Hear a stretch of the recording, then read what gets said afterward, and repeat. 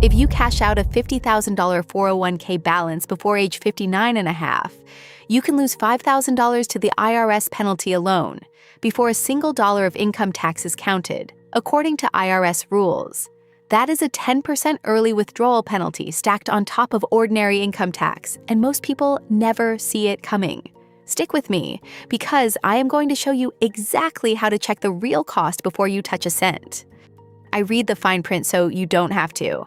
That central number is 10%, the IRS Early-Withdrawal Penalty that applies to most 401k distributions taken before age 59 and a half, and it stacks right on top of ordinary income tax. On a $10,000 withdrawal, that penalty alone is $1,000, and on $50,000, it is $5,000 before any federal or state income tax is added, according to IRS rules. Here is why getting this wrong is so expensive. Multiple major retirement providers warn that taking money out early permanently removes that balance from tax-deferred investing. So a $50,000 withdrawal decades before retirement does not just lose the principal. It loses every dollar that principal could have earned inside the plan. Take Megan, 34, earning $92,000 with $68,000 in her 401k, and 31 years to go.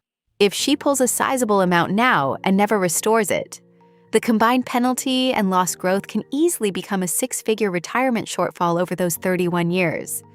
Step 1 is to check your plan's actual rules inside the official plan documents or payroll portal before you do anything. Log into your participant portal, open the summary plan description, and find the sections labeled Withdrawal, Loan, and Hardship. Then verify whether your plan even allows a loan and what the repayment period is. Critically, confirm whether stopping your contributions would also stop your employer match, because many plans tie those together. What good looks like here is simple. You know whether a penalty-free alternative exists before you ever touch the account. Step 2 is to calculate the real cost in dollars instead of guessing, using the IRS early withdrawal rules and your own marginal tax rate. Take the pre-tax amount you want, multiply it by 10% to get the federal penalty. Then estimate the ordinary income tax separately on top of that.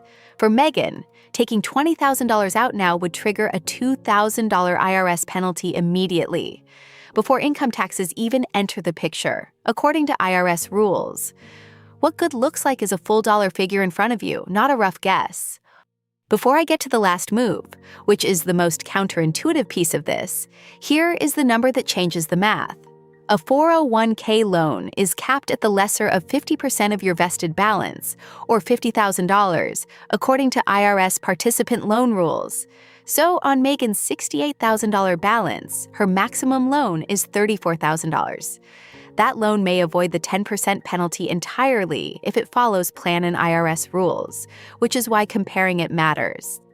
Step 3, the counterintuitive one, is to compare a loan against a withdrawal using the IRS loan limits and repayment rules, because the loan is often far cheaper.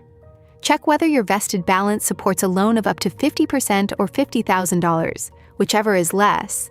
Then confirm the repayment window, which is usually 5 years, and whether your plan permits only one loan at a time, according to IRS rules. Estimate the monthly payment before you borrow anything. What good looks like is a repayment that fits your budget, without forcing you to default or cash out later. Here is the first common mistake people make: treating a 401k loan as risk-free. If you take a loan and then leave your employer, the remaining balance can become a taxable distribution if it is not repaid on time, which triggers income tax. And if you are under 59 and a half, that same 10% penalty, according to IRS and provider guidance. So a loan that felt safe can turn into exactly the tax hit you were trying to avoid. If this is useful, subscribe.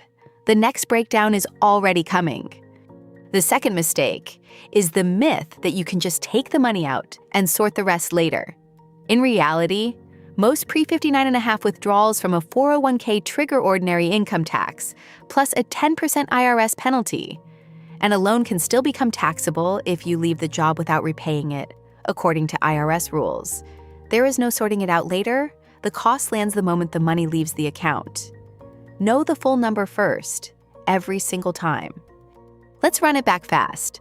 First, check your plan's own withdrawal and loan rules in the summary plan description and portal, and see if stopping contributions kills your match. Second, calculate the real cost, 10% penalty plus income tax, in actual dollars.